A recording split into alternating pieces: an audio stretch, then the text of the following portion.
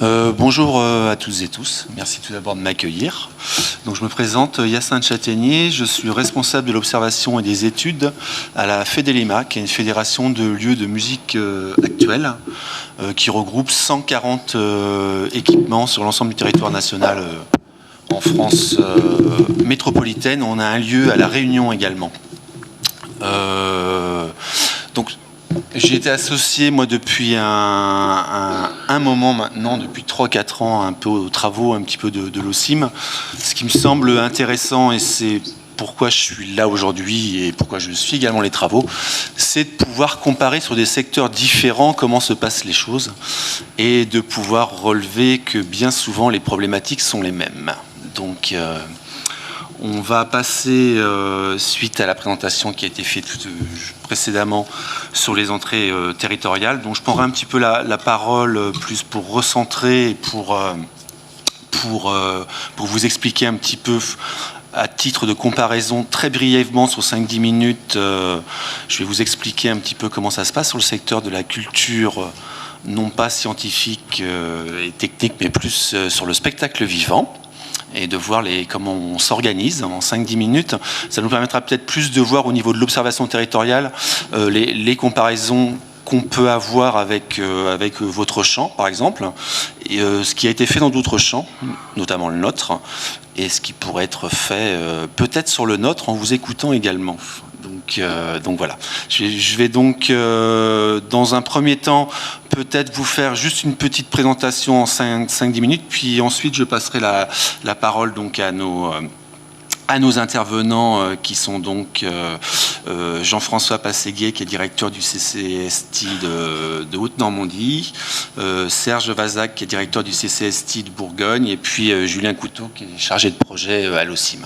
Donc juste brièvement, pour juste rebondir un petit peu sur l'entrée de l'observation territoriale, juste pour vous préciser comment c'est un petit peu sur notre secteur, ça vous donnera peut-être un petit peu ça vous permettra peut-être de décaler un petit peu votre regard et d'avoir un regard un petit peu plus distancié. Le secteur de la musique et du spectacle vivant notamment a souffert pendant un très grand nombre d'années de manque d'informations. C'est-à-dire que jusqu'à le dernier rapport qui est sorti en 98 mené par le ministère de la Culture pointait un manque crucial de données. 98, c'est pas si loin que ça, hein, mine de rien. Suite à ce manque crucial un petit peu d'informations, la particularité qu'il y a sur notre secteur, c'est que les acteurs sont énormément structurés en fait. Juste pour vous donner à titre indicatif, on a 22 régions en France, il y a 17 réseaux en fait territoriaux qui sont organisés, c'est-à-dire ce sont des acteurs en région. Alors il n'y en a pas en Bourgogne. Mais il y a 17 régions en France où l'ensemble des acteurs de terrain se sont mis en fédération ou en réseau de façon à pouvoir mener des travaux.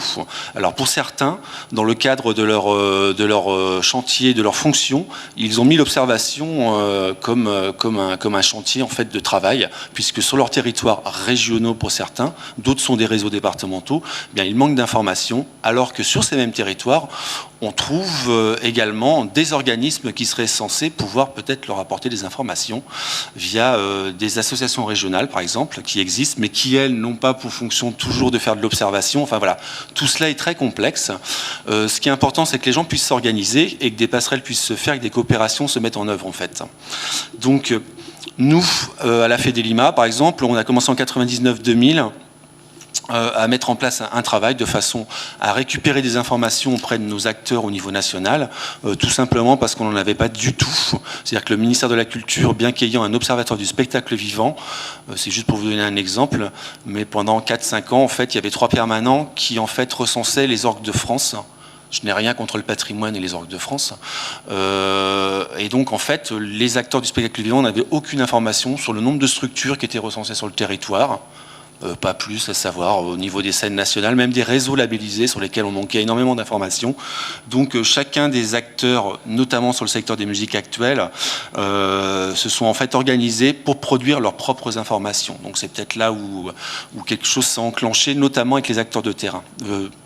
ce qui me semble important ce matin, juste dans mon intervention, après là, je vais passer la parole aux personnes qui sont présentes, c'est surtout un petit peu cette entrée-là, c'est-à-dire que effectivement on observe, donc après il y a différentes échelles, différents périmètres, on peut observer, on va du local au global. Alors est-ce que l'observation elle est descendante, est-ce qu'elle est montante, est-ce qu'elle est subordonnée, est-ce qu'elle est partagée, comment ça se passe tout ça, quels sont les intérêts en jeu, qu'est-ce qu'on peut aller chercher, qu'est-ce qu'on peut aller trouver, puisque nous, on l'a constaté sur le secteur des musiques actuelles, effectivement, plus on produit de la connaissance, plus on produit de l'échange.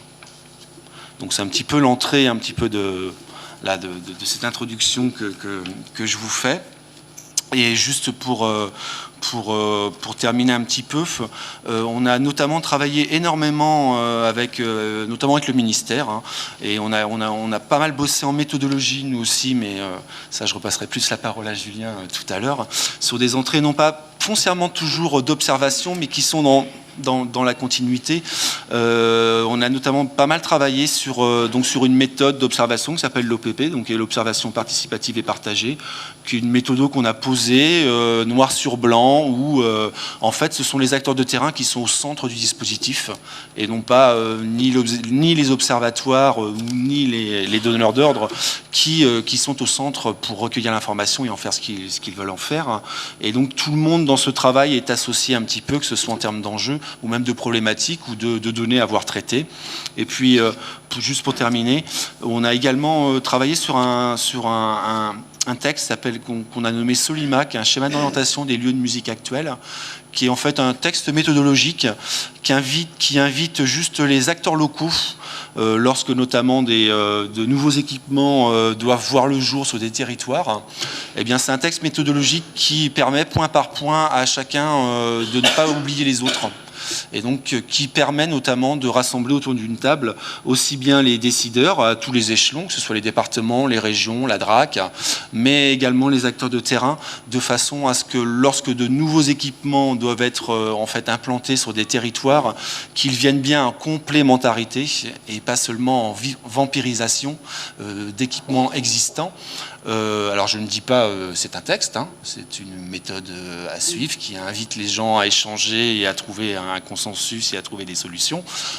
Voilà, donc on travaille un petit peu dans cette dynamique-là. Donc c'était juste pour vous préciser un petit peu le cadre un petit peu dans lequel on travaillait. Donc, concernant l'observation territoriale, je vais passer la parole à Jean-François, plus maintenant pour recentrer un petit peu sur votre secteur, un travail qui a été mené en Haute-Normandie, il me semble, qui est une enquête, un état des lieux, donc Jean-François peut-être peut nous en parler un petit peu. Et ma question de fond un petit peu sur ce travail qui a été réalisé, c'était... D'abord, une question toute simple, c'était pourquoi ce travail avait été réalisé et quels avaient été en fait les besoins initiaux de mener un tel travail. Et ensuite, en deuxième question, mais je la reposerai peut-être tout à l'heure, c'était pourquoi dans un second temps vous aviez fait en fait appel à l'OCIM pour venir retravailler sur on va dire une seconde lame les éléments que vous aviez récoltés. Ok, merci. Merci. Vous m'entendez ? Bonjour. Donc je vais essayer de répondre un petit peu à toutes ces questions. D'abord, je voudrais remercier l'OCIM pour avoir invité Sciences Action Haute-Normandie à participer à ces journées et le conseil régional dans un lieu magnifique. Alors, de Madagascar, on va passer à la Haute-Normandie. J'espère que vous n'allez pas être déçus. Enfin, il fait un peu plus froid en Haute-Normandie. Et je vais essayer de vous apporter un témoignage sur la construction d'une réflexion pour aboutir justement à cette démarche que l'on a entrepris avec l'OCIM. Alors, en quelques chiffres, la région Haute-Normandie, c'est une population 1 800 000 habitants, un tiers de la population dans l'Eure, 2 tiers en Seine-Maritime. Et c'est une population où, en fait, vous avez 3 unités urbaines de plus de 50 000 habitants, Rouen, Le Havre et Évreux. Et pour le reste, vous avez une énorme des zones ruraux importantes. Donc, vous avez une disparité territoriale à l'intérieur des départements, et puis vous avez une disparité aussi sur l'ensemble de la région. Alors, ça, c'est au niveau de la population, la répartition géographique qui est particulière. Ensuite, concernant l'enseignement supérieur, 2 universités, une à Rouen, une au Havre, un centre universitaire à Évreux, un IUT à Évreux, 3 écoles d'ingénieurs, 2 écoles supérieures et un pôle de recherche au CHU. Ce qu'on observe finalement, c'est une faible implantation de la recherche publique. On a un effectif de chercheurs d'environ 1000 chercheurs, alors même qu'on a une recherche privée plus importante, 2000 chercheurs privés. C'est notamment dû, si vous voulez, à une tradition de production industrielle dans notre région, qui est très forte autour de la chimie, autour de l'aéronautique, autour de l'automobile, etc. Donc, nous avions ce critère de population, disparité dans les départements, la problématique d'une recherche publique relativement peu présente, et puis, au niveau des relais associatifs, il s'avère que, si vous voulez, par exemple, les petits débrouillards ne sont pas implantés, les MJC sont en très bonne santé, Planète Science n'est pas présent. Vous voyez, il y avait tout un tas de relais peu présents sur le territoire. Se surajoute à ça un CCSTI relativement peu important. C'est-à-dire, nous sommes actuellement une équipe de 3 personnes et 2 apprentis, et donc nous avions à organiser, à structurer le territoire dans ces conditions-là. Alors, c'est bien la question. Comment faire pour structurer un territoire en matière de CSTI? Alors, c'est peut-être un peu provoquant ce que je vais dire, mais il y a aussi une pensée qu'il faut peut-être soulever ou lever, qui est que dans les campagnes, les gens ne nous attendent pas. Enfin, il n'y a pas tout d'un coup une demande, on veut absolument de la CSTI dans nos territoires. Pour aller dans les campagnes, il faut bien qu'il y ait un certain nombre de conditions qui soient mises en place pour que des projets puissent émerger. Puisque quand on pointe des territoires isolés où il n'y a rien, bon, je veux dire, les gens ont vécu pendant de longues années sans CSTI, ils peuvent aussi encore vivre de longues années sans CSTI. Je veux dire, ça c'est important. Alors, la question qu'il fallait se poser, c'était qu'est-ce qui peut donner du sens à d'une action sur un territoire? Et nous, on a eu la chance en Haute-Normandie de voir émerger une opération qui à l'époque s'appelait La Science en Fête, ce que je vois à Liette, et qui s'appelle maintenant la Fête de la Science. Et donc je vais essayer de vous montrer comment pour nous la Fête de la Science, elle a été un événement fédérateur pour mobiliser les acteurs en région. Alors je vous rappelle, la Fête de la Science, cette année c'était la 22e édition. C'est une opération nationale sous l'égide du ministère de l'Enseignement supérieur et de la Recherche, ce qui est très important lorsqu'on mène une action territoriale régionale. Et on a la chance, nous, que ce soit une opération qui est financée à la fois par l'État et à la fois par le Conseil régional, à hauteur égale. D'où une impulsion aussi en termes de dynamique territoriale. La Fête de la Science, pour faire simple, ce qui est clair pour les acteurs, c'est qu'il y a une unité d'action, c'est sur tout le territoire régional. Une unité dans le temps, c'est-à-dire c'est toujours maintenant, 2e week-end d'octobre, donc les acteurs s'y retrouvent, et c'est sur un temps réduit. Et une unité d'action aussi, parce que le message est assez clair, c'est en fait faire un zoom sur la science auprès du grand public, expliquer la science auprès du grand public. Donc l'opération, elle est bien identifiée maintenant par les acteurs.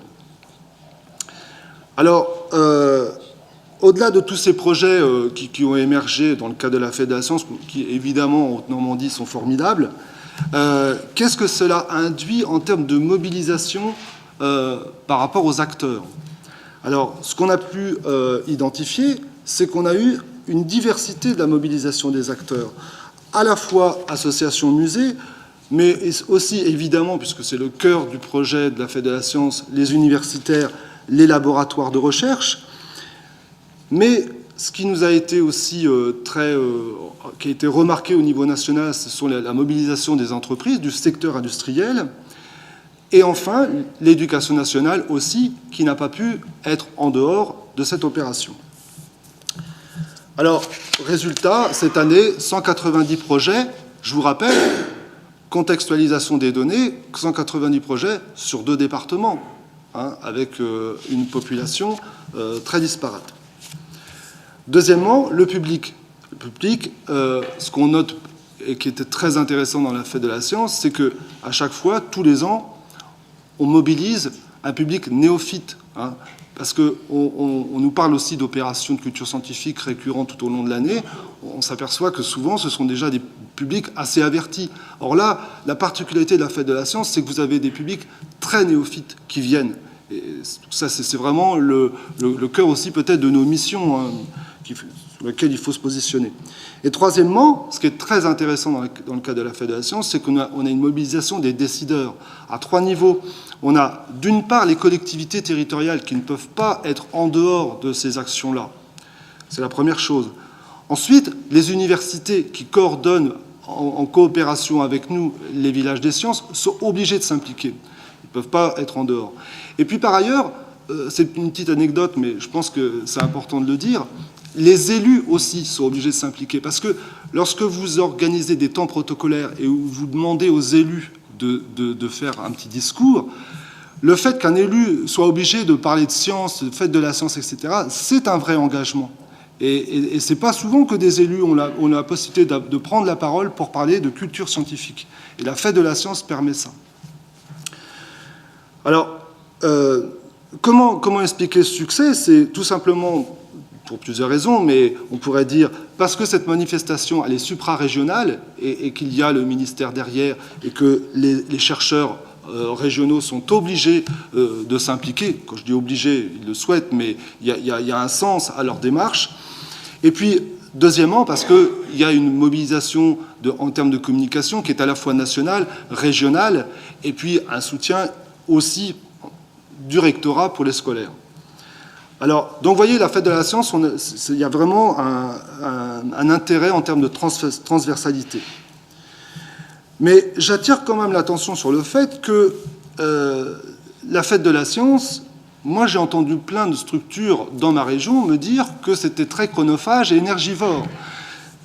Si je dis ça, c'est parce que la coordination qui s'occupe de la fête de la science, c'est bien parce qu'elle s'inscrit dans le cadre d'une mission de service public.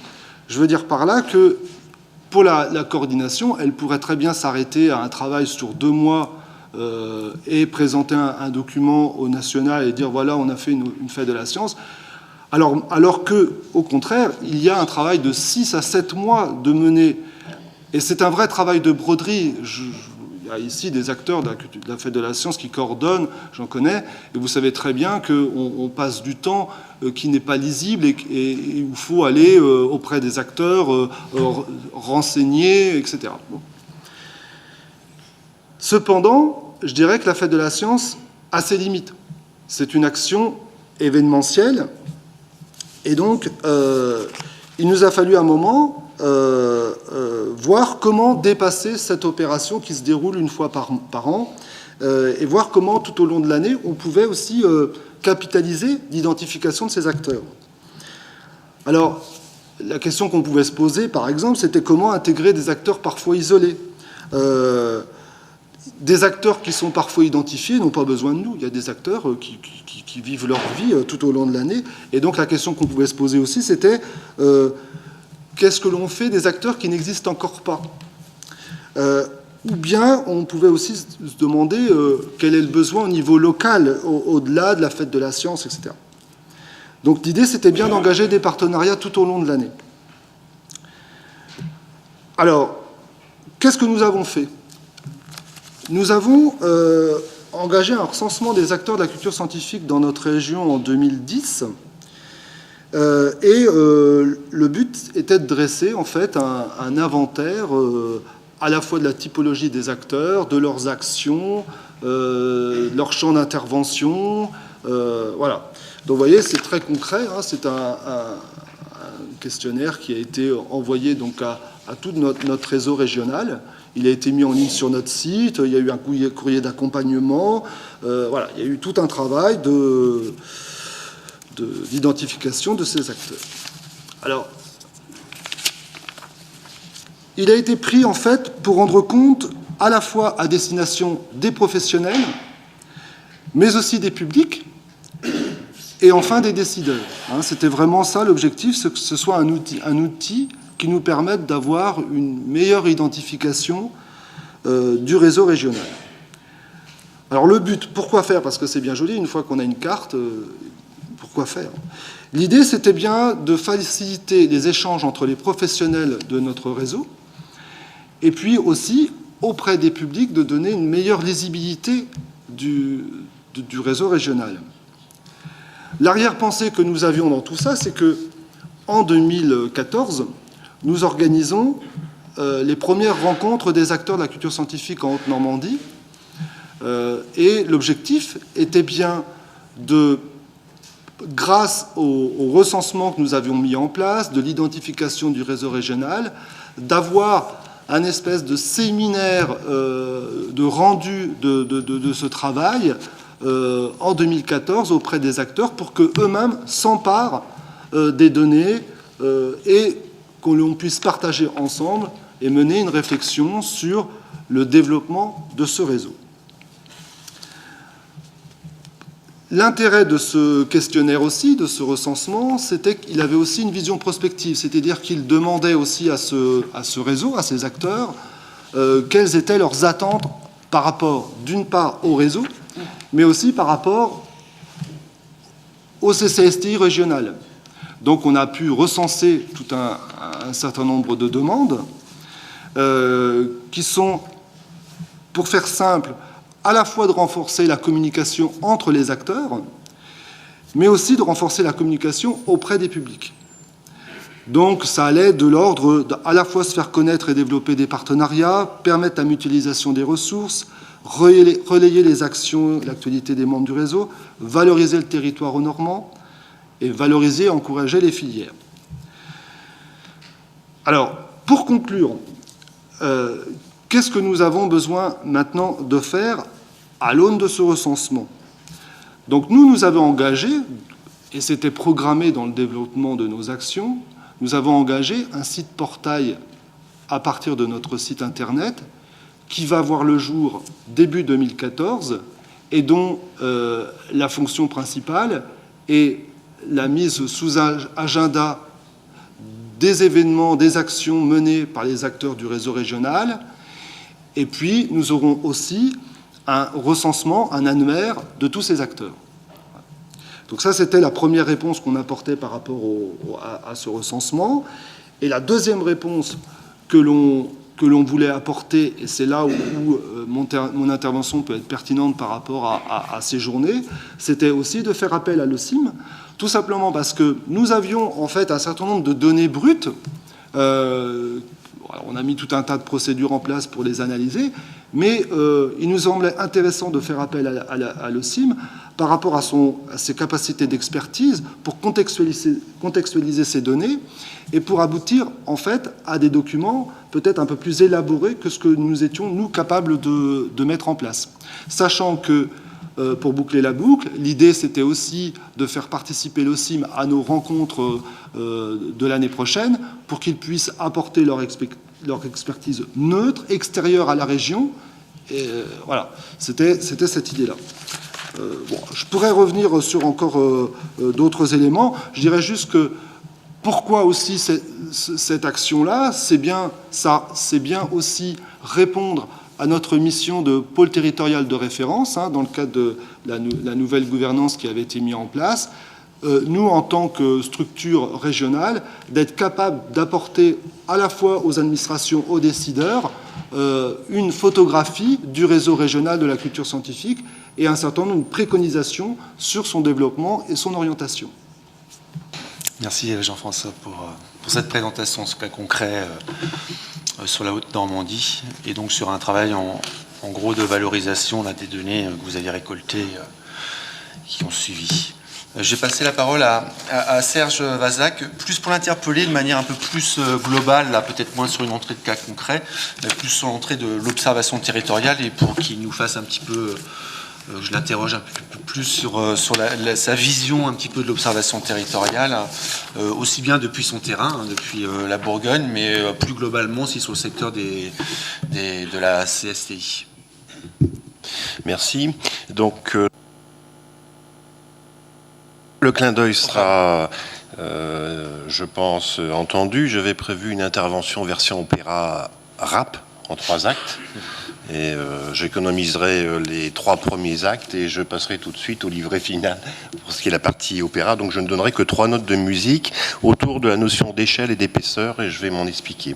Quand même pour comprendre à partir de où on peut parler, par rapport à Jean-François, le CCI de Bourgogne a quand même une histoire un peu plus longue, entre guillemets, en ce qui concerne les données d'information sur le secteur de territoire. Puisqu'en fait, si on regarde très très rapidement, on a une première enquête qui a été réalisée par l'ancêtre du CCI qui s'appelait l'ARPAX, on est dans les années 80, et qui a permis de recenser les acteurs, mais vous allez voir que les données ont du sens par rapport à l'histoire et à mes notions d'échelle et d'épaisseur. Donc qu'est-ce qu'on fait? En 86, on constate que dans les acteurs de la culture scientifique, à l'époque, on ne parle pas de la recherche et de la qualité de la recherche. On parle des acteurs de culture scientifique, donc muséales, les écomusées. Et puis, on découvre qu'il y a des associations d'éducation populaire, des sociétés savantes, et qu'en même temps, il y a l'éducation nationale et un certain nombre d'activités dans les milieux scolaires, notamment à travers les PAE. Pour ceux qui sont, comme moi, du siècle dernier, les projets d'action éducative à l'intérieur d'établissements scolaires étaient quand même quelque chose d'assez novateur en ce qui concerne la culture scientifique. Puis, chemin faisant, à l'aune, je dirais, des interventions publiques, en 92, le CCSTI se crée, mais s'appuie aussi sur cette logique de cette première enquête de l'ARPAS, qui est de dire, en fait, il y a des acteurs sur tout le territoire, et il faut être en réseau. Et donc, on se met en réseau, le CCI est créé en réseau, avec la particularité de la région Bourgogne, même si ça peut paraître connu pour beaucoup, on est sur une superficie équivalente à la Bourgogne, à la Belgique, excusez-moi, avec au milieu, comme si on était dans un losange un petit peu déformé, avec au milieu le Morvan, qui est le 5e département, comme on dit de temps en temps en boutade, mais qui monte quand même à 900 mètres, qui est une vraie barrière. Par ailleurs, la géographie fait qu'on a presque 350 km quand on est à 40 km de Lyon et quand on est à 50 km du côté de Cluny, là-bas, et quand on est à 50 km de Paris, quand on est à Sens. Et si on prend dans l'autre sens, entre Dijon et Nevers, on a 200 km, il faut franchir le Morvan, il faut le monter, il faut le descendre. Donc vous voyez, ça veut dire une géographie physique qui pèse énormément sur la politique territoriale. Deuxième chose, pour compléter le propos, donc 92, on fait un premier recensement à l'époque avec le CRCM, donc avec un recensement qui déjà s'appuie sur un savoir-faire académique, qui est fondamental, qui nous permet de recenser 230 acteurs. On transformera ça en édition papier, puis il y a des acteurs dans la salle qui ont effectivement participé quelque peu à l'édition papier et à la collation des informations. En 2005, on fait une mise à niveau pour la mise en place de cet annuaire des acteurs sur le site internet, et on a commencé en 2013 une refonte complète qui nous permet de réinterpeller complètement le territoire et les acteurs. Bien. Ce qui nous emmène donc à 230 acteurs au point de départ en 92. On est toujours sur la base de 130 qu'on avait qualifié, qu'on avait identifié de manière, je dirais, scientifique, et on est en train de intervenir dessus. Les données que Julien vous présentera tout à l'heure, les cartes sont appuyées sur 140 réponses par rapport à ce questionnaire. Alors c'est là où je commence à parler d'échelle et d'épaisseur, parce qu'en définitive, on s'aperçoit que si on prend 141 réponses sur 230, on pourrait se dire, bon, ça fait un peu plus de 60%. Est-ce que c'est significatif? On s'aperçoit que 90% des acteurs qui participent à la vie régionale ou à la vie dans les territoires de la culture scientifique sont présents dans ces 140. C'est-à-dire qu'on a pas forcément des shipping partners, mais en tout cas des partenaires peu présents, comme des sociétés savantes, qui ne sont pas présents sur la place publique. De ce fait, vient la première interrogation sur ce qu'on peut attendre d'une observation. Il y a 2 attentes. Vous l'avez souligné, tu l'as souligné, excuse-moi, en entrée, c'est effectivement ce que les acteurs de terrain souhaitent. C'est fondamental, c'est là où, en définitive, on va arriver, puisque toutes les politiques publiques, en définitive, concernent soit le jeune, soit l'adulte, soit on est dans une gestion, certes, qui à un moment donné va réorganiser l'allocation des moyens, mais qui fait que soit le jeune va poursuivre des études scientifiques, soit va devenir entrepreneur, soit la collectivité territoriale, l'élu, va intervenir sur son territoire. Le final de toutes ces observations, il ne faut pas l'oublier, c'est ça. C'est l'action sur le territoire. Donc il y a ces demandes des acteurs du territoire, et puis il y a l'instruction, la mise en intelligence des politiques publiques. Et c'est là où la notion de... Donc là, on passe à une deuxième échelle. Et à l'intérieur de cette échelle, on va avoir plusieurs barreaux. Évidemment, l'agglomération va avoir intérêt à comprendre ce qui se passe sur son territoire, le département, la région, l'État, l'Europe. À l'intérieur de ces différents échelles, l'épaisseur du trait n'est pas la même. On l'a vu, et j'ai bien aimé la présentation de l'OSP ce matin par rapport à la pertinence d'analyse sur les territoires. Chaque territoire va être singulier à un moment donné. Et on ne peut pas comparer une région de 2 millions d'habitants. La Bourgogne, la population est un peu inférieure à l'agglomération de Lyon. On n'est pas du tout sur les mêmes échelles. C'est-à-dire qu'une région n'égale pas une région. Il y a vraiment une manière de singulariser dans l'épaisseur de l'information les choses. Bien. De la même manière, le tissu de PME, on discutait en aparté très rapidement, le tissu d'entreprise et la structure de l'entreprise entre Midi-Pyrénées, Toulouse et puis la région Bourgogne est complètement différente. D'un côté, on a des grands groupes industriels qui sont tournés vers l'Europe et l'international avec des marchés lourds. Nous, quand on a enlevé 3-4 grands groupes industriels qui existent, tout le reste, ce sont des PME et des TPE. Donc on n'est pas du tout sur le même tissu. Et donc on ne peut pas avoir la même approche et les mêmes critères. Donc il y a une manière de spécifier les choses par rapport au territoire. Donc quand on est dans cette position-là, ça veut dire, je disais, l'exemple, c'est on roule à 90 km/h, vous faites comme vous voulez. Soit vous considérez que 90 km/h, c'est bien. Le problème, c'est de savoir si vous êtes en ville, c'est pas bien. Si vous êtes sur l'autoroute, c'est quand même pas terrible. Si vous êtes sur une voie nationale ou départementale limitée à 90, c'est bien. Donc vous voyez que le radar d'observation n'est pas du tout le même. Et je pense qu'avec ça, on s'aperçoit tout de suite que la notion d'échelle et d'épaisseur devient fondamentale, la façon de caractériser. Pour faire ces choses-là, le réel ne parle pas de lui-même. Et ça, c'est, à mon avis, quelque chose d'important qu'il faut avoir en tête. Et ça rejoindra la position qui, je pense, est de fond sur la démarche de l'Observatoire, qui correspond aussi à ce que vous avez énoncé. Le réel ne parle pas de lui-même, ou alors il faut l'interroger. Alors on peut l'interroger de manière affective. On aime ou on n'aime pas. Et dans ce cas-là, on va dire on est les meilleurs, on est les plus beaux.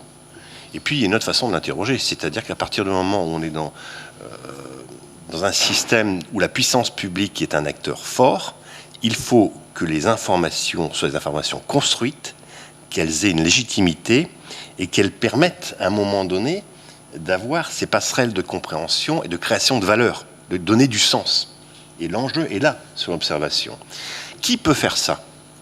Sauf à ce qu'on me démontre que la puissance publique et la qualité des services publics en France a tellement baissé qu'on ne peut plus leur faire confiance, je pense que les plus à même restent effectivement ceux qui sont dans le service public et qui sont adossés, et c'est fondamental à mon sens, ils sont adossés sur l'ensemble des systèmes académiques qui permettent d'interpréter les données, y compris en termes sociologiques. Après, quand ces informations sont données, je reviens à mon 90 km/h, ça ne veut rien dire. Ça ne veut rien dire de regarder, et on l'a bien vu dans la présentation sur Madagascar, il faut remettre à l'échelle du territoire et permettre aux acteurs, et ça c'est la deuxième dimension qui me semble importante, si la puissance publique permet l'observation, permet de donner des indicateurs, il faut que sur le territoire, il n'ait pas de même valeur dans un lieu de musique actuel d'avoir un groupe amateur, d'un groupe professionnel, d'avoir un studio de répétition, et on ne peut pas additionner tous ces publics pour dire le lieu est pertinent ou il est impertinent. On n'en sait rien en fait. Il faut qu'on aille voir à l'intérieur qu'est-ce que ça veut dire. Si effectivement ce lieu de musique permet d'ouvrir un studio et des amateurs de découvrir la musique, d'apprendre à écrire, d'avoir envie de construire un projet, ça vaut quoi ça ? Ça vaut 10 jeunes ? Ça vaut quoi dans le point d'indice par rapport à l'observation ? Dans mes 90 km/h. Et je crois que ça fait partie des enjeux, à un moment donné, de renvoyer aux acteurs de terrain la possibilité de qualifier, de donner du sens, de donner de la valeur sur les données qui sont présentes. Et je crois que ça, c'est fondamental. Et dans les discussions, et je m'en arrêterai là, dans les discussions avec Julien, à un moment donné, je lui disais, mais tu sais, pour nous, au niveau de la région, pour moi, il y a une donnée fondamentale qui impacte la culture scientifique sur le territoire. C'est bien sûr l'attirance de Mâcon vers Lyon, de Sens vers Paris, de Nevers vers Clermont-Ferrand et vers Paris, mais aussi la réalité physique qui fait que on met 1h30 pour faire Nevers-Paris, 1h20 pour faire Nevers-Clermont-Ferrand, 1h30 pour faire Dijon-Paris, et puis quand on a 50 km de Lyon, c'est comme si on allait boire le café. Par contre, on met 2h45, que ce soit en véhicule, que ce soit en voiture, que ce soit en train, pour faire Dijon-Nevers. Donc vous voyez qu'il y a une réalité physique et géophysique qui impacte le territoire. Et donc ça, c'est des paramètres, à mon avis, qui sont importants à prendre en compte. Voilà, donc pour résumer mon propos, je disais l'échelle, c'est effectivement donner à comprendre et à intervenir sur les différents paramètres, le local jusqu'au national, parce qu'il faut aussi que quand la puissance publique dit, voilà, nous on veut se positionner sur l'Europe dans le cadre de RSI 3, il faut qu'on puisse comprendre, qu'on ait des indicateurs qui permettent de comparer, d'identifier au niveau du territoire, de voir quels sont les potentiels, donc l'échelle et l'épaisseur, parce qu'il faut effectivement que les acteurs soient propriétaires et puissent utiliser les informations d'observation, non pas pour être dans une situation d'observation-sanction, mais bel et bien dans une situation d'évaluation-évolution, c'est-à-dire être dans une prospective. Et je pense que c'est autour de cette dimension de prospective que la co-construction devient un outil redoutable. Merci Serge pour l'intervention. Je me tourne vers Julien justement en parlant d'un petit peu de cas concrets maintenant et puis surtout de méthodologie, et puis j'interpelle aussi l'Observatoire pour savoir aussi quelles sont justement les demandes que vous avez reçues, quels sont les premiers travaux et comment vous travaillez justement, comment vous développez vos méthodos un petit peu, et faire un petit état des lieux, ce coup-ci non pas des acteurs de terrain mais plus des demandes qui vous ont été faites et puis des travaux, différents travaux que vous avez pu mener pour l'instant. Voilà. Donc, déjà bonjour.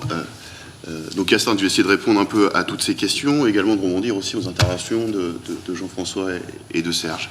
Donc, j'aimerais développer un peu à travers cette présentation, finalement, un peu le deuxième axe de développement de l'Observatoire, un peu ce virage qu'on a pris vers l'observation territoriale. Donc, je vous propose qu'on questionne un peu ensemble une méthodologie, une démarche, mais aussi des premiers résultats qui ont pu découler de cette méthodologie, et bien sûr des finalités, les enjeux d'un tel exercice. Voilà. Alors, est-ce que ça fonctionne ça? Hop, sinon c'est pas loin. Voilà. Alors, comme on vous l'a présenté hier, pour ceux qui étaient présents, et bien pour les autres, ça fera un petit rappel. Voilà, l'Observatoire de l'OCIM a déjà mis en place un système relativement fonctionnel et pérenne d'observation des acteurs au niveau national, et cela à un niveau de famille institutionnelle. Voilà. Donc, tout ce dispositif est mis en place, est fonctionnel, on recueille des données, il n'y a aucun problème. Voilà. Maintenant, quand on se pose la question d'observer les acteurs à l'échelle d'un territoire, toute une question, on va dire, méthodologique, une question d'approche et de démarche est alors opposée. On ne pouvait pas transposer entièrement notre méthodologie d'observation au niveau national à l'échelle plus locale d'un territoire, sans perdre évidemment en finesse d'observation, en finesse de recueil et de production de connaissances. Voilà. On était relativement persuadés, c'était un de nos postulats de départ, que une échelle plus locale était pertinente pour observer la culture scientifique, pour pouvoir un petit peu, on se disait, tiens, ça va nous faire peut-être un laboratoire, finalement, des dynamiques réseau, des logiques partenariales, finalement, un peu de comment peut se faire la CST à un niveau plus local, qu'on pourrait peut-être appréhender de façon voilà, plus holistique. Alors, et voilà, on s'est dit que ça ne pouvait que nourrir aussi nos travaux au niveau national. Bon. Alors... Donc, cette volonté finalement d'assumer un virage vers l'observation territoriale est née de plusieurs constats. Tout d'abord, le premier constat, c'est vraiment des demandes qu'on a senties du terrain en faisant nos travaux d'observation à l'échelle nationale, en étant en contact des acteurs, voilà, en parlant énormément. On a vraiment ressenti ce besoin d'acteurs de mieux se situer dans le territoire, de mieux connaître aussi voilà, les dynamiques de leur territoire. Et on a vraiment senti qu'il y avait des logiques qui étaient vraiment locales. Donc que ce soit au niveau des gouvernances, j'y reviendrai, ou au niveau des actions, bien sûr. Deuxième constat aussi, c'est le constat que l'échelle locale, l'échelle de la région ici, est aussi en changement à l'aube des différentes, je pense à l'acte de la décentralisation, etc., un changement sur un petit peu, éventuellement, la gouvernance de la culture scientifique, comment sont amenés les budgets, il faut en parler aussi, voilà. Et puis, troisième constat, évidemment, on va dire, c'était un besoin évidemment de mieux comprendre aussi la culture scientifique du fait de notre rôle d'observatoire du patrimoine, je rappelle, de la culture scientifique et technique. Voilà. Alors 3 régions étaient concernées par cette démarche, par cette étude d'observation, cette démarche d'observation territoriale. Donc la Champagne, tout d'abord la Champagne-Ardenne, je fais dans l'ordre chronologique, où nous avons décidé d'appréhender un petit peu, donc on travaillait avec le CSTI Acoustica de Champagne-Ardenne, et nous avons eu une approche un petit peu plus centrée sur, on va dire, les actions. On a décidé d'appréhender cette problématique d'observation territoriale par les événements mis en place. Et à travers ces événements, peut-être pouvoir en décoder les acteurs qui en étaient les constituants, voilà, les acteurs. Et par ces événements, essayer de décrypter les logiques d'action, de partenariat, etc. Pour la Haute-Normandie et la Bourgogne, comme Jean-François et Serge l'ont aussi rappelé, c'était un questionnaire qui a été mis en place. Alors, pour la Haute-Normandie, je rajouterai une dimension un peu prospective à ce questionnaire qui aussi avait peut-être volonté d'aller chercher des acteurs pas forcément identifiés sur le territoire, d'essayer de voir peut-être des gens aussi qui ne sont pas identifiés habituellement comme des acteurs de culture scientifique qu'on pouvait éventuellement ramener dans ce questionnaire. Pour la Bourgogne, on travaillait sur un réseau déjà très dense, comme Serge, tu l'as dit, l'histoire du CSTI est assez complexe et longue, sur un réseau dense, et c'était un peu plus mieux connaître mon territoire, mieux connaître les potentialités des gens présents dans mon territoire. Voilà. Voilà. Alors, maintenant que j'ai un peu posé ce contexte, nous voilà tout à fait libres d'aborder cette question de la méthode et de la méthodologie. Tout d'abord, un parti pris. C'était vraiment observer la culture scientifique et technique en région par le prisme d'un CCSTI, dans les 3 cas. CCSTI qui, je peux le dire dans les 3 cas, c'est ça, n'a pas de lieu d'accueil du public, est une structure qui a peu de personnel, voilà, et qui a une mission relativement forte et assumée de coordination des actions de culture scientifique au niveau de la région. Donc des structures qui à chaque fois sont vraiment inscrites dans un territoire. Voilà.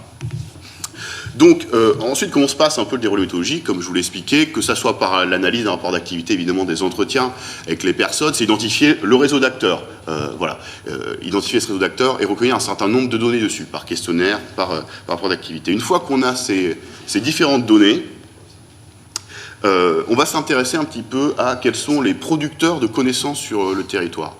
C'est-à-dire que avoir des données sur les acteurs, comme on a dit, quels vont être les types d'acteurs, ça j'y reviendrai, mais aussi avoir des données sur le territoire. Je dis ça parce que nous, on est un peu parti du postulat aussi à l'Observatoire LOCIM, que l'observation territoriale dépasse le seul cadre de la production de données ou la production de statistiques.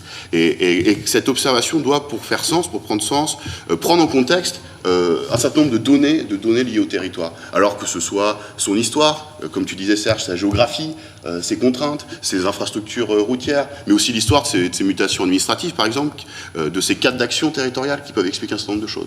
Donc il fallait aussi qu'on puisse identifier quels étaient un peu ces producteurs de connaissances, de données sur le territoire qui pouvaient aussi nous amener, nous donner des données liées à ce territoire. Alors effectivement, là, la méthodologie est un peu répétable selon les régions parce qu'on retrouve les mêmes producteurs de connaissances, alors que ce soit l'INSEE, par exemple, sur des données de population, territoire, que ce soit je pense, dans certaines régions, les CCI, qui ont des observatoires économiques, qui nous donnent des visions intéressantes sur un état des lieux industriels et économiques de la région. Je pense au ministère de l'Enseignement supérieur et de la Recherche, qui nous fait un diagnostic aussi de la recherche via le diagnostic Strater, qui dresse un bilan des forces et faiblesses un peu au niveau recherche. L'Observatoire des sciences et techniques aussi, qui a un certain nombre de données intéressantes. Justement, est-ce que vous avez pu accéder facilement à ces données? Alors, là, je parle évidemment de données vraiment publiques et ouvertes à chaque fois. Donc, aussi, je crois, dans la démarche qu'on a montée, on a d'abord, parce qu'il y a un certain nombre de données, identifié les données facilement accessibles. C'était aussi un des critères, si tu veux, pour accéder à ça, quoi. Voilà. Donc, voilà un des enjeux. Et un autre postulat de départ était de construire une grille relativement commune, autant que faire se peut, d'observation entre les différentes régions. Voilà. Alors, une fois que cette méthodologie était posée, nous avions également des hypothèses de travail. Des hypothèses de travail, déjà, la première était en termes de représentation de données. Et évidemment, on a privilégié l'approche cartographique qui nous paraissait pertinente pour représenter des données du territoire. On l'a trouvée absolument nécessaire, mais pas forcément suffisante, car des fois, il y avait des modes de représentation des données qui n'étaient pas finalement pertinents de représenter en termes de carte. Voilà. Et la deuxième hypothèse de travail, que j'ai déjà évoquée un petit peu, mais c'est vraiment, on s'est dit, bon, on a des données sur les acteurs de la culture scientifique, sur les actions de la culture scientifique, on va pouvoir en recueillir, mais maintenant, quelles vont être les données du territoire, parmi la masse qu'on va pouvoir récolter, qui vont permettre de, finalement, donner du relief à ces données, d'en expliquer certaines, voilà, de donner du sens. Donc un peu mettre en parallèle ces données, ces contextes territoriaux qui sont spécifiques à chaque territoire, avec les données des acteurs de la culture scientifique et des actions qu'on aurait pu relever. Alors maintenant, j'ai basculé un petit peu du côté résultat, après cette exposé sur la méthodologie, où je vais présenter différents axes finalement thématiques d'observation. Donc tout d'abord, vraiment, c'est un peu cette histoire de représentation des acteurs sur le territoire, de répartition. Ensuite, une fois qu'on sait un peu où sont ces acteurs, savoir qui sont ces acteurs, savoir ce qu'ils font, avec qui ils le font, comment ils le font. Un petit mot sur la fête de la science, quand même. Et ensuite, on va s'intéresser un petit peu à justement des exemples de données de territoire liées au territoire, pouvant peut-être donner du sens à ces données de culture scientifique. Et enfin, j'ouvrirai sur ces thématiques d'observation par une petite envolée sur l'interrégional. Voilà. Donc voilà, donc là je vais vous présenter une série de cartes. Alors là, vous connaissez donc tous la Haute-Normandie, avec donc un peu la répartition de ces différents acteurs suite à l'étude qui avait été menée par le CCSTI de Haute-Normandie. Voilà. Donc ça c'est vraiment la première étape, où sont les acteurs sur mon territoire. Voilà. Voilà. Ensuite, c'est un peu s'intéresser à qui sont ces acteurs. Donc là, on a évidemment monté une grille commune selon les types d'acteurs. Donc savoir est-ce que j'ai des entreprises, beaucoup d'entreprises qui s'intéressent à la culture scientifique, qui font de la culture scientifique technique. Est-ce que c'est plus des associations? Est-ce que les organismes de recherche sont présents sur mon territoire? Voilà. Donc par cette typologie d'acteurs, on commence déjà à dresser un profil du territoire. Mais on a différents niveaux d'analyse et de finesse. Ici, donc sur la carte d'avant, c'était bien sûr la Champagne-Ardenne et la répartition de ces types d'acteurs. Là, ici, un zoom sur les types d'acteurs qu'on trouve en Bourgogne. Alors, on voit, parce que là, on avait des données sur les 230 acteurs, dans le histogramme du haut, vous voyez une répartition, on voit que c'est en majorité des associations et sociétés civiles, suivies de structures institutionnelles et essentiellement de la CST. Si on prend cette deuxième barre bleue, on peut la zoomer encore, c'est l'histogramme du dessous. Dans ces structures institutionnelles de CST, qui on a essentiellement des écomusées et des musées de société, des centres d'interprétation, jardins mosaïques, muséums, etc. Voilà. Donc on a différents niveaux d'analyse du territoire qui peuvent après servir à différentes mises en valeur de ces données. Voilà. Ensuite, une fois qu'on a vu qui étaient les acteurs, on peut s'intéresser au volet action. Donc sur ce volet action, là ici, c'est par exemple en Bourgogne, les 31 acteurs ayant organisé une action d'envergure, ou plusieurs, d'envergure régionale sur le territoire. Voilà, on peut voir déjà des dynamiques se créer, voir où se passent un peu les choses, quels sont les acteurs qui vont créer des choses. Toujours sur ce volet d'action, et on reste en Bourgogne, là c'est... Voilà, je veux dire, sur ces actions, on peut aussi les caractériser. Pareil avec une typologie. Donc on peut voir ici que sur les 137 acteurs ayant pris part à des actions, peut-être le mode de médiation le plus sollicité était les conférences, les animations. On voit que le tourisme industriel n'est pas forcément énormément plébiscité, mais quand même au moins 20 acteurs en proposent. Voilà, donc on arrive un peu à typer ces actions. On va s'intéresser maintenant un peu aux flux de visiteurs et aux modélisations un peu partenariales. Là, c'est sur la Champagne-Ardenne, donc c'était sur les événements 2011 qu'avait monté ou auquel avait participé le CCSTI et sont modélisés évidemment ici le flux de visiteurs qu'ils ont généré par un cercle plus ou moins gros. Voilà.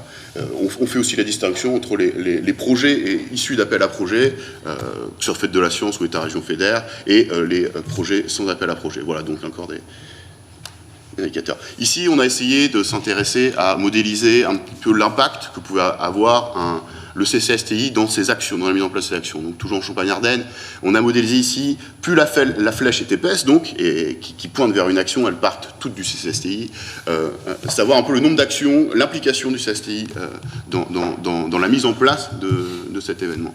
Donc voilà, allant jusqu'à cette action. Par exemple, un conseil, le prix d'une exposition, l'inauguration d'une exposition et la présence sur lieu, tout ça a été considéré comme une action. Voilà, donc là, une tentative un peu de modélisation. Toujours sur cette logique partenariale, là on voit sur chaque événement, finalement, le nombre de partenaires qui a été sollicité pour monter cet événement. Alors ça va de un partenaire, projet individuel ou d'une seule structure, jusqu'à 14 partenaires pour les projets de plus grande envergure. Voilà. Ensuite, cette question de la fête de la science. Alors, je vous montre une parmi d'autres représentations.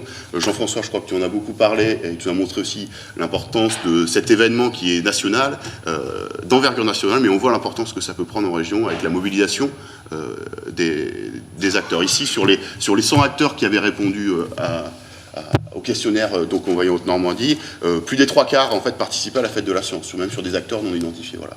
Donc on voit cet engouement régional. C'est encore ici des logiques territoriales à prendre en compte. On va maintenant s'attaquer un petit peu à quelle logique, un petit peu, quelle donnée du territoire. Tout simplement s'intéresser aux premières données qui sont disponibles. Là, la population, vous voyez ici les densités de population par région avec la répartition des acteurs ou des actions. Alors là, c'est toujours intéressant parce que déjà, c'est des jolies cartes et aussi, ça nous permet de voir un peu, et n'y a-t-il pas des endroits un petit peu oubliés? Y a-t-il vraiment une logique comment dire, d'acteurs ou d'actions de sciences envahissent-ils, entre guillemets, alors le terme est péjoratif, c'est pas ce que je voulais dire, mais les zones urbaines, le territoire est-il bien occupé? Ici, on voit la Champagne-Ardenne avec les différentes actions qui ont été menées en 2011 par rapport aux densités de population. Bon, c'est des cartes relativement parlantes, je trouve. Ici, en Bourgogne, la densité de population avec la répartition des acteurs sur le territoire, voilà. Et enfin, pour la Haute-Normandie, ici, pareil, la répartition, et on voit une grosse concentration des acteurs dans les zones urbaines. C'est relativement parlant. Voilà, ces premières analyses où on intègre des données territoriales ouvrent la porte, je dirais, à une notion tout à fait intéressante dans l'observation territoriale, qui est cette notion d'accessibilité, peut-être, à une offre, à des structures, à des acteurs, à des actions, en fait. Voilà. Donc là, on a essayé de modéliser. Donc ici encore la Bourgogne, un petit peu, je vais essayer de vous expliquer cette carte, elle n'est pas facile forcément à appréhender. Comment? La Haute-Normandie. Oui, voilà, la Haute-Normandie, merci Serge, voilà. Donc, il y en a moi qui suis. Voilà, oui, donc ici en Haute-Normandie, voilà. Donc plus finalement la carte est foncée, plus ça va être bleu foncé, plus on va être éloigné d'un acteur identifié de culture scientifique. Et apparaissent les villes qui sont éloignées de plus de 20 km, on a posé cette limite au hasard, ayant un seuil qu'on a défini aussi, ici c'est plus de 2500, plus de 3000 habitants. Voilà. Ça nous permet, c'est un peu des outils déjà de gestion, des choses qu'on peut utiliser pour dire, tiens, peut-être, moi j'ai des villes là qui sont importantes et qui sont pas, on va dire, qui n'ont pas, recueillent pas d'actions ou d'acteurs, qui sont loin d'acteurs, un peu oubliés de notre politique, de nos actions de culture scientifique. Voilà des outils déjà de monitoring presque. Bon, et évidemment, c'est des choses. Là, je vous présente une version de l'accessibilité. On voit ici l'accessibilité aux actions en Champagne-Ardenne, relativement simple, très simplifiée, c'est-à-dire qu'on s'intéresse juste à la distance géographique. Donc évidemment, on s'est dit que on peut modéliser de façon beaucoup plus fine cette problématique d'accessibilité. En ce sens, on a commencé un travail avec la DATAR et l'Observatoire des territoires, qui eux, ça c'est vraiment des choses qui leur parlent. Pour vous donner quelques pistes, par exemple, quand on parle d'accessibilité, il faudrait évidemment prendre en compte le temps de trajet. Si on prend ça, si on s'intéresse à des structures culturelles qui accueillent du public, pourquoi pas les horaires d'ouverture, le prix d'accès à ces instruments culturels. Voilà un petit peu, donc c'est là ici la Bourgogne, donc la vraie Bourgogne. Voilà. Et au-delà de ça, ces cartes d'accessibilité aussi, à prendre en compte, quand on parlait de logique territoriale, me suis permis de vous montrer une carte physique, de la géographie physique de la Bourgogne.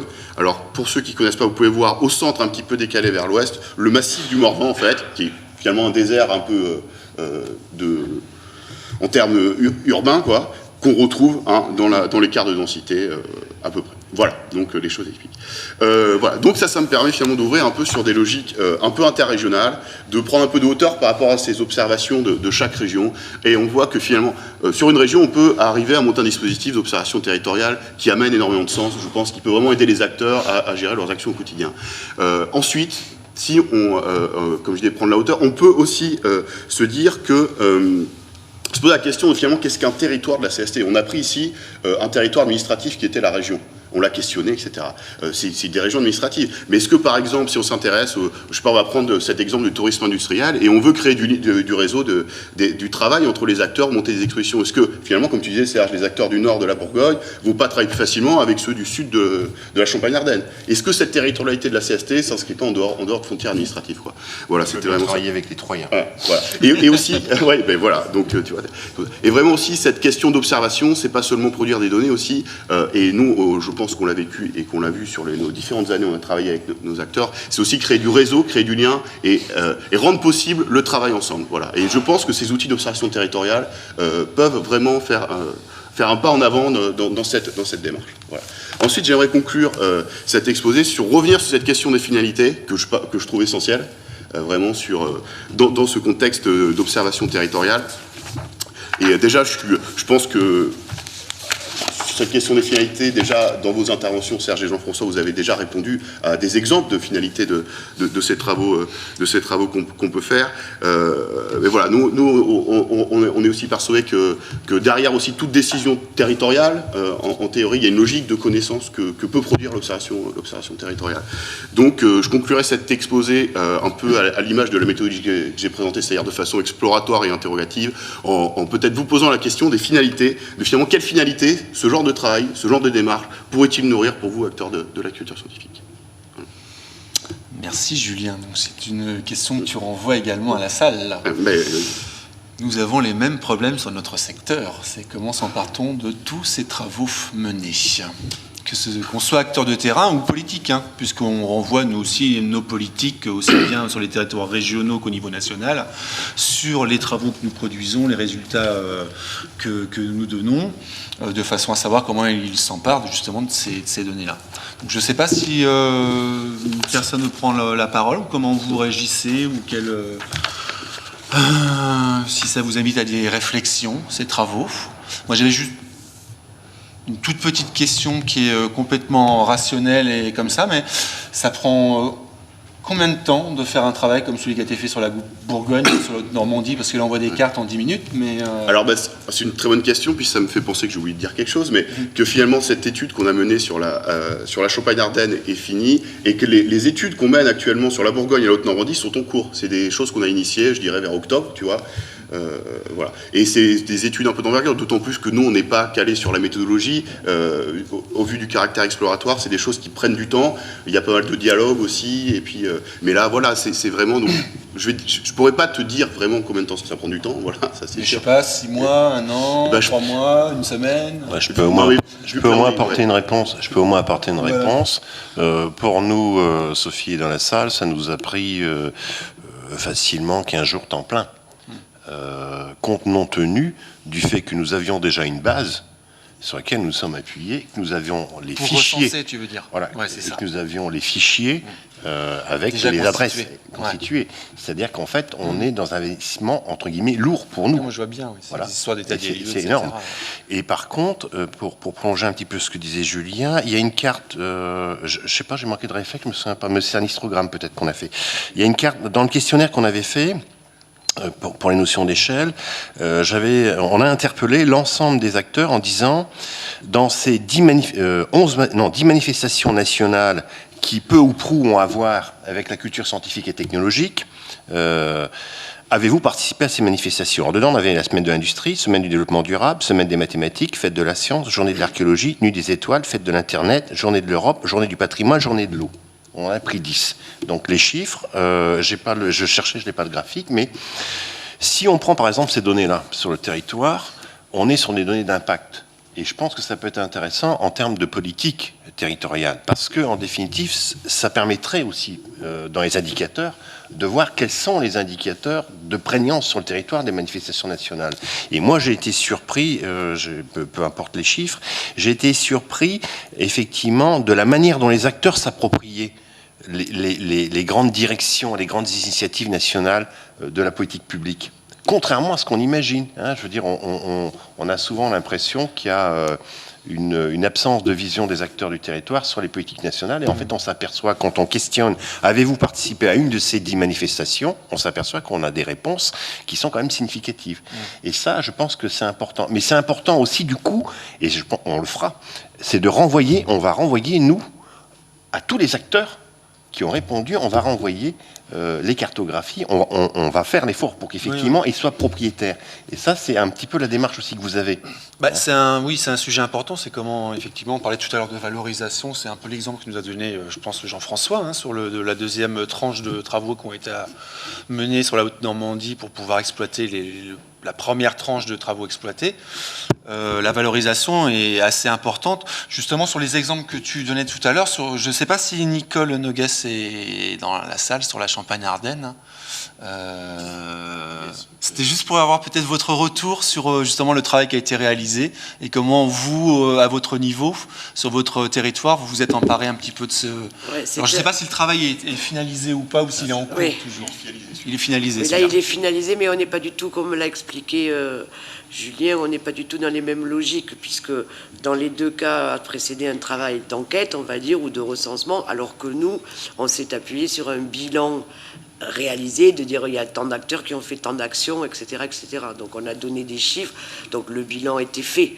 Donc en termes de temps, ça ne nous a pas pris tellement de temps, puisque on a donné un document finalisé. Bon, évidemment, il y a eu quelques allers-retours, ça a pris, pour nous, une semaine, grand maximum. Alors que pour eux, je sais que ça a été beaucoup plus long, parce qu'il a fallu mettre au point, je crois qu'on était les premiers.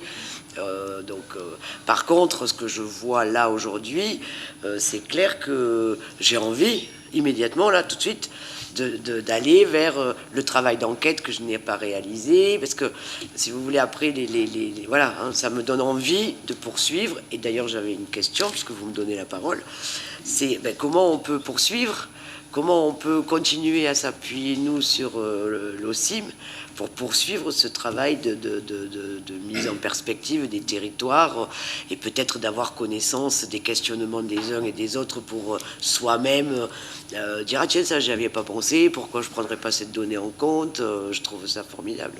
Enfin, en tout cas, je repars avec immédiatement le questionnaire. Je vais demander à mes collègues s'ils veulent bien me le prêter. Non, on vend tout maintenant.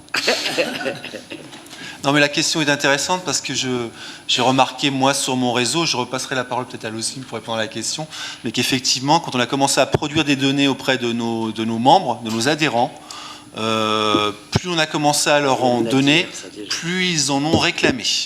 Et ça, par contre, ce n'est pas à perdre de vue, c'est-à-dire qu'on crée une dynamique aussi. Donc, je ne sais pas sur...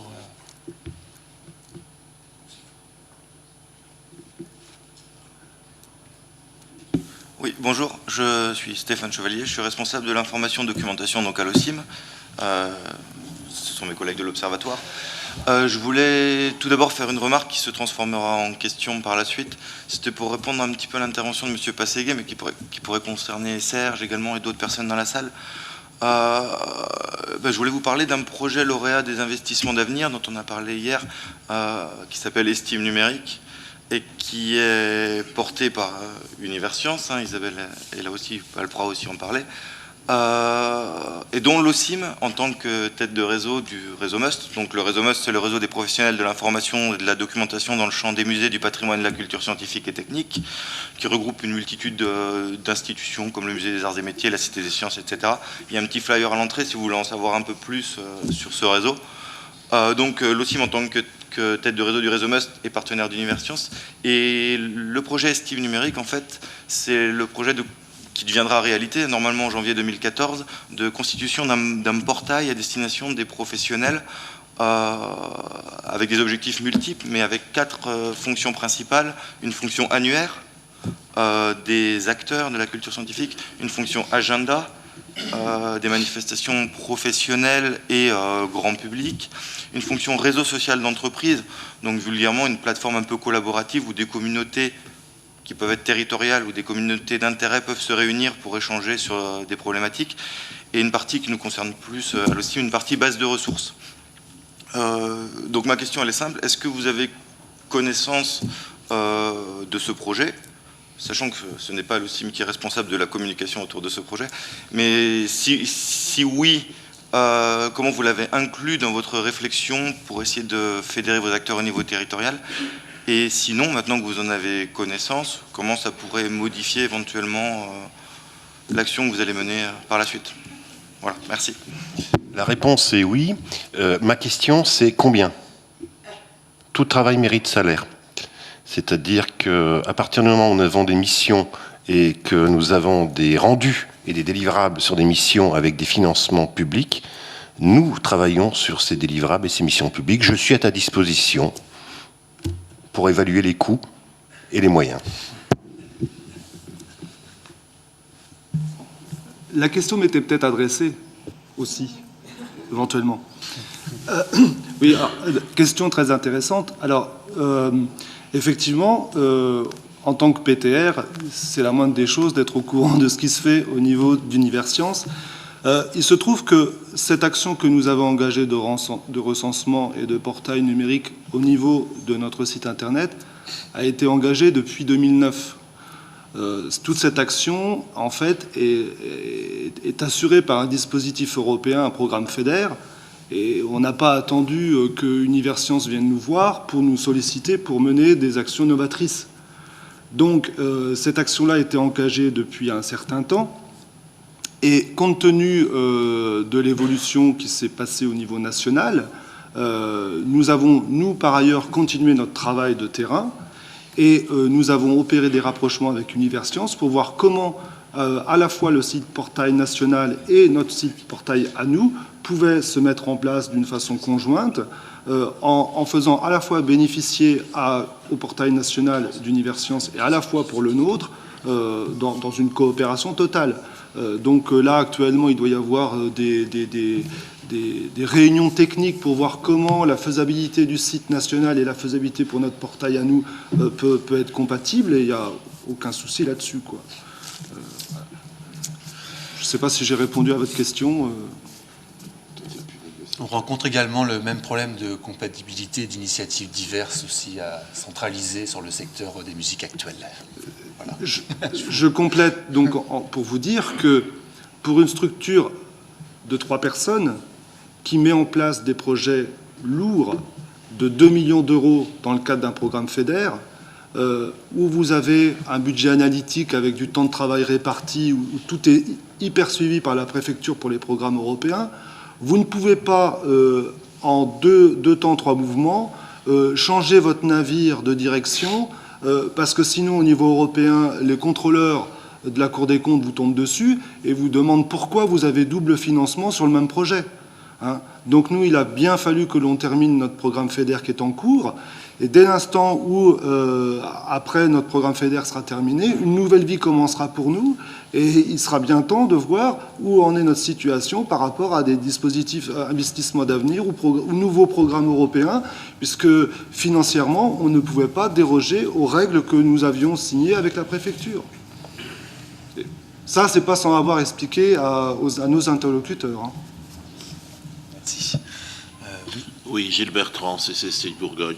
Je voulais intervenir sur la question que veut-on montrer? Moi, je dirais plutôt que peut-on lire? Parce qu'il n'est pas sûr que ce que l'on veuille montrer soit exactement ce que chacun d'entre nous peut lire. Et je prends les cartes de proximité des gens d'un site de culture scientifique lié au nombre de manifestations. On pourrait dire, positivement, c'est là où il y a le plus de monde, qu'il y a le plus d'actions, on remplit bien notre mission. Moi, je dirais, à contrario, que les zones noires m'interpellent davantage que les zones blanches. À se dire pourquoi des gens, dans un cadre d'égalité d'accès à la culture scientifique, n'y auraient pas accès. Et c'est notre rôle de service public de corriger ces diversités. Et je prends un exemple. Nous avons organisé avec une petite commune de Bourgogne, qui s'appelle Nolay. Alors, sans doute peu d'entre vous la connaissent. Cependant, c'est le lieu natal de la famille Carnot. Ce petit village, donc de moins de 1000 habitants, a sollicité le CCSTI pour monter une exposition autour des scientifiques de la famille Carnot.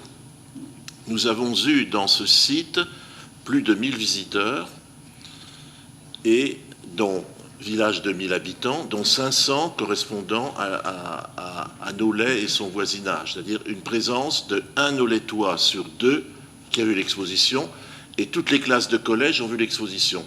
Si je ramène ceci à Dijon, je me dirais, est-ce qu'il y a une exposition à Dijon qui a eu 100 000 visiteurs et dans lesquels tous les collèges sont allés? La réponse est non. Donc il y a une appétence pour la science et la culture scientifique dans les zones noires que nous avons la responsabilité de satisfaire. Merci. Ça posait la question de l'interprétation, effectivement, des données produites. Je passe la parole à monsieur. Oui, bonjour, Jean-François Gaffard, Muséum d'histoire naturelle de Grès.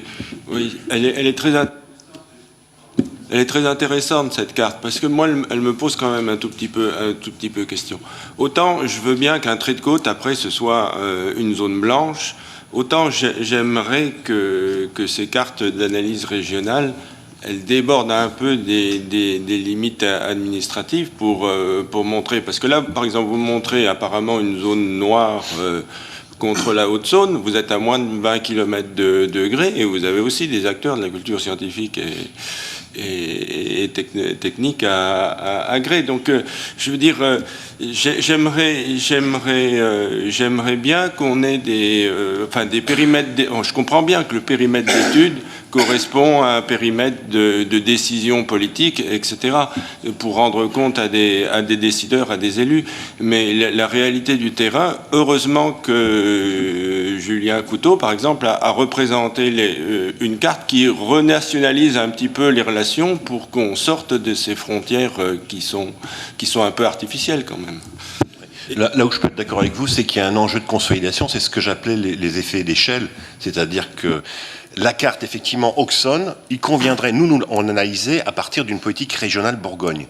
Il conviendrait de consolider, quand vous faites votre enquête avec les mêmes critères, c'est un peu ce qui a été initié ce matin, et vous êtes en train, entre guillemets, d'être sur le même plaidoyer que moi j'ai non, c'est-à-dire que il faut réussir à consolider les informations au niveau national, parce que peut-être que les gens d'Auxonne, en fait, viennent chez vous, peut-être que les collèges viennent chez vous, mais moi je les vois pas.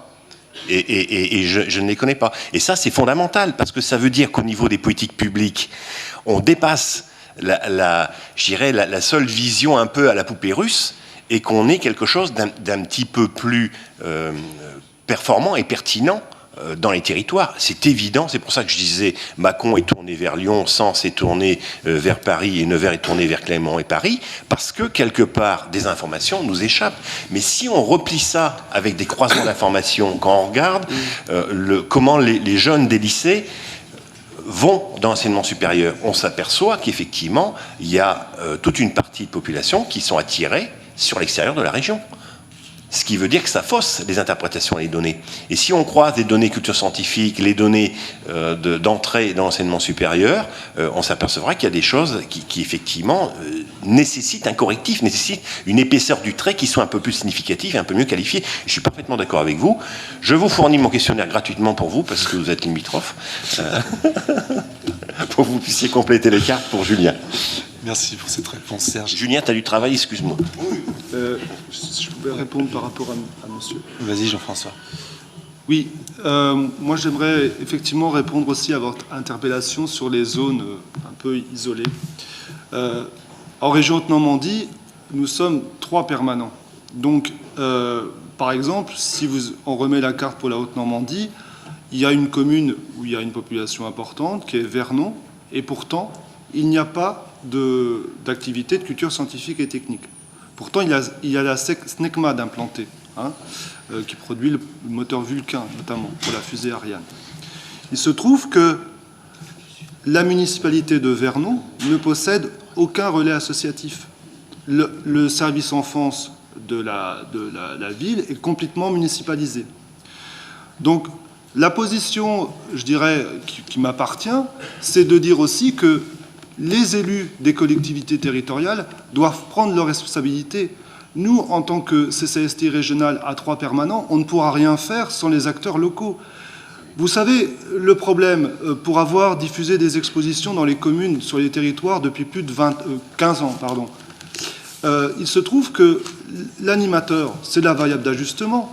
Et quand vous avez un animateur, c'est déjà bien. mais la plupart des cas, ce sont des animateurs qui n'ont jamais pratiqué la culture scientifique. Donc, lorsque vous amenez une exposition et que vous commencez, par exemple, la semaine dernière, j'ai monté l'exposition « Quand les sciences parlent arabe », une exposition qu'on a coproduite avec Centre Sciences à Orléans, avec Olivier.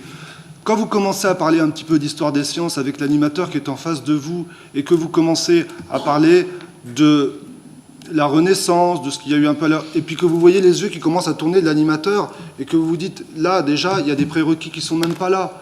Hein, voilà. Donc, le problème en même temps, c'est que vous avez fait 100 km, que vous avez monté l'expo, que l'animateur est là, que vous allez repartir après que l'exposition, elle va être là, conservée par l'animateur, et vous savez très bien que, il y aura des failles, quoi. Bon, mais c'est comme ça. Donc, il faut aussi que les acteurs locaux, les élus, qui nous font de grands discours à l'occasion de la fête de la science en nous disant que la culture scientifique, c'est quelque chose d'extraordinaire pour les jeunes, etc., au moment où vous demandez à ces opérateurs locaux de mettre des moyens humains pour accueillir des projets de culture scientifique, il n'y a plus personne. Hein. Donc, cohérence avec les services publics. Le politique est interpellé directement et il y a peut-être des élus locaux qui veulent réagir au hasard comme ça, par exemple.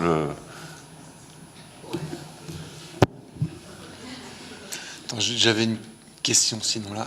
Par contre, il faudrait que je prenne quelques dernières questions parce qu'il faudra qu'on arrête vers écart.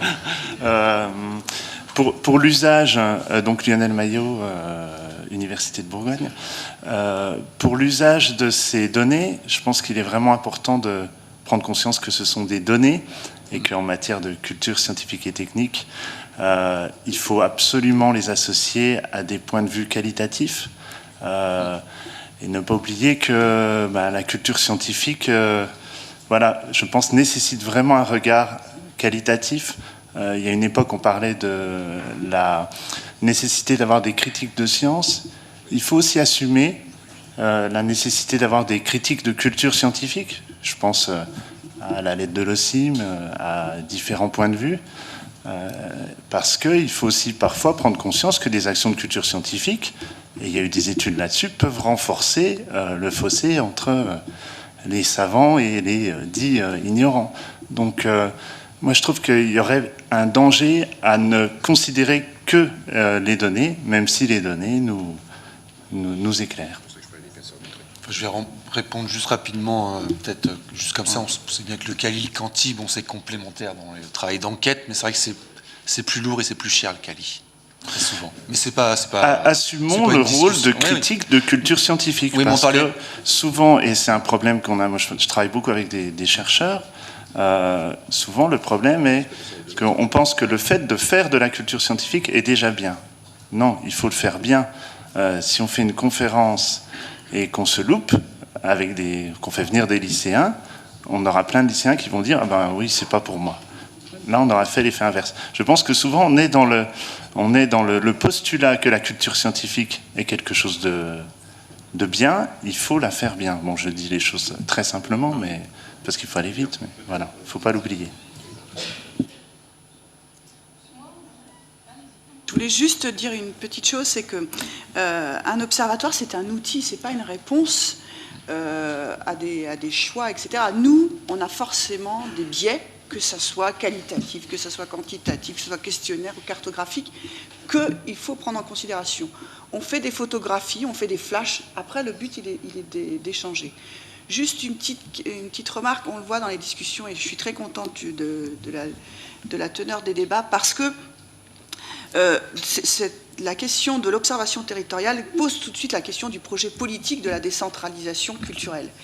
Et ce n'est pas un hasard si ce sont ces 3 CCSTI qui se sont tournés vers nous, services publics, pour nous demander ces travaux de mise en visibilité des acteurs. Parce que comme le témoignait Jean-François, on l'a vu ce matin avec l'Observatoire des sciences et des techniques, l'Observatoire des sciences et des techniques s'appuie sur des traces tangibles, les publications, les dépôts de brevets, c'est clair, c'est net, après avec toutes les questions qu'il y a derrière, mais il y a des traces visibles. Là, effectivement, Jean-François l'évoquait d'un point de vue professionnel, tout le travail qui est fait derrière, notamment sur la fête de la science. Ça veut dire quoi aller voir les acteurs, faire 100 km pour aller les persuader, etc. Après, ce qu'on évoque là, c'est la question de l'impact, effectivement. Même si on a quelque chose à 5 km de chez soi, qu'est-ce que ça veut dire? Surtout aujourd'hui, à l'heure avec le numérique, où il y a un changement du rapport au savoir. Donc, effectivement, là, on touche le cœur des vraies questions, et derrière tout ça, par rapport à ce qui a été évoqué, justement, on n'est pas sur ces grands programmes qui marquent et dont on parle souvent. On est peut-être sur ces pratiques du quotidien professionnel ou de rencontres avec la science, et que nous, méthodologiquement, je ne vous cache pas, c'est difficile à rendre compte. Mais on sait que l'enjeu est là.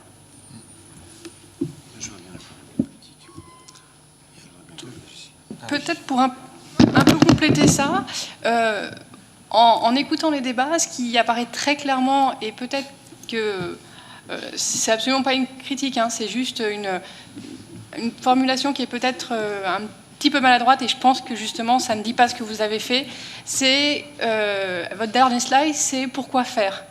Et alors que moi j'aurais tendance à dire, attention, on ne fait pas des indicateurs parce qu'on peut les avoir et après on verra bien, c'est non, on fait des indicateurs parce qu'on a une question. Et c'est pour ça qu'on voit bien après toutes les questions, tout le débat qui est là, c'est-à-dire que cette carte, c'est pas les lieux de science du territoire, c'est les activités scientifiques dans le territoire de la Bourgogne. Donc, et l'accessibilité c'était assez. Donc, par rapport à ça, votre carte est tout à fait correcte. En revanche, l'interprétation, donc toute la difficulté, c'est qu'est-ce qu'on fait dire aux indicateurs. Effectivement, une des interprétations possibles, c'est de dire, à Auxonne, il n'y a rien. Mais c'est pas à Auxonne par rapport à la Bourgogne. Ça ne veut pas dire que les Auxonnais, ou je ne sais pas comment on dit, n'ont pas accès à cette culture scientifique, mais pas sur le territoire de la Bourgogne. Et donc vraiment là, ce qui ressort, enfin, on a les mêmes soucis à l'OST, hein, donc c'est pour ça que je me permets d'intervenir, c'est attention à ne pas surinterpréter les indicateurs. Il faut savoir ce qu'ils peuvent dire et pourquoi on les a calculés et qu'est-ce qu'on leur fait dire. Et c'est toute la difficulté on a la même chose, hein, de mettre en ligne ou de fournir des indicateurs. Vous avez dit sur la culture musicale que vous avez commencé à fournir des données, on vous a demandé de donner de plus en plus. Aujourd'hui, on est sur la culture du chiffre, parce que c'est pratique, ça rassure, ça donne des idées. Mais après, il faut aussi développer la culture d'utilisation. Parce qu'un indicateur, on peut lui faire dire tout ce qu'on veut. Ah, c'est pratique, hein, c'est pratique. Mais simplement, après, ça n'a plus de sens. Et donc, c'est pour ça que derrière, il y a un observatoire, à mon sens, a un objectif de fournir une méthodologie et d'expliquer exactement cet indicateur-là. On l'a calculé dans ce sens-là, et par rapport au périmètre ou à l'étude qu'on fournit, c'est à telle question qu'on répond et pas à toutes les questions. Après, il est certain qu'un observatoire, et n'importe qui, ne peut pas prévoir toutes les utilisations ou toutes les interprétations. Donc ça, c'est en travaillant avec les utilisateurs qu'on enrichit. Mais il faut vraiment faire attention, parce que ça peut très vite se retourner contre les producteurs. On va vous dire, mais c'est n'importe quoi ce que vous nous dites. Ben non, ça répond à une question, mais en revanche, ça ne répond pas à toutes les questions qu'on peut se poser sur la culture scientifique, sur la science. Donc voilà, c'est juste pour dire que la culture du chiffre fait que c'est fascinant, ça donne plein d'informations, et à côté de ça, voilà, un indicateur, ça répond à une question, enfin, ça essaye de participer à répondre à une question, et que dans l'utilisation est difficile. Et à l'inverse, on a aussi, je pense, une obligation de ne pas se dire j'ai des données, je fournis des indicateurs, parce qu'après on est aussi noyé, notamment les politiques. On a parlé du rôle des politiques. Nous, on voit bien à l'OST, on a différents types de commandes qu'on peut avoir, ou des fois, c'est des études, donc là la question ne se pose pas, mais des fois on nous demande des indicateurs. Et des fois on a envie de dire, mais pourquoi vous nous demandez tout ça? Vous allez en faire quoi? Parce qu'un exemple classique dans les publications, c'est demander un comptage de présence, un comptage fractionnaire, enfin bon, il y a différents types. On peut aller jusqu'à 16 types de comptages différents. On ne les fournit pas, bien sûr, hein, mais potentiellement, ça n'a pas de sens pour un politique d'avoir cette diversité de comptages. Mais certains, parce que ça les rassure, parce qu'ils veulent beaucoup de chiffres, vont les demander. Mais après, ils peuvent pas les utiliser, c'est normal. On peut pas tout analyser. Donc voilà, c'était juste pour l'expérience que nous on a le resté. Voilà, on retrouve un peu les mêmes questions chez vous. Merci. Je vous remercie. Bon, je pense qu'on va conclure cette intervention qui pour moi est très très importante.